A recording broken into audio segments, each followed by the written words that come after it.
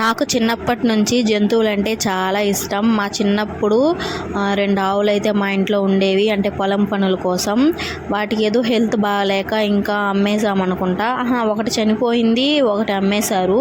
అప్పటి నుంచి మళ్ళీ ఎప్పుడు మేము పట్టుకోలేదు. తర్వాత మా డాడీ మేకలు అనేవి పట్టుకొని వచ్చారు. వాటిని మా అమ్మ మేపుతూ ఉండేది. వాటిని కూడా కొన్నాళ్ళకి అమ్మేశాము. అంటే ఎండలకి మేత లేక అమ్మేశారన్నమాట. తర్వాత మా అమ్మని ఆవైనా పట్టుకోవచ్చు కదమ్మా అంటే, లేదు నేను వాటిని మేపలేను, ఎండలు ఎక్కువగా ఉన్నాయి కదా అని చెప్పేది. సరేలే నేను ఇంకా సైలెంట్ అయిపోయాను. నాకు ఆవులకి పూజించడం అది చాలా ఇష్టం. ఇంకా నేను పెళ్ళైన తర్వాత అయినా మా అత్తగారింట్లో ఉండాలి అని అనుకున్నాను. అలాగే మా ఆయన సంబంధం వచ్చిన తర్వాత ఉన్నాయి మా ఇంట్లో ఆవులు అని చెప్పారు. సరే నేను ఒప్పుకున్నాను. మ్యారేజ్ అయిన తర్వాత వెళ్ళి చూస్తే అక్కడ ఏమీ లేదు. ఎందుకు ఏమీ లేదు అని అడిగితే మన పెళ్ళికి అమ్మేశామని చెప్పారు.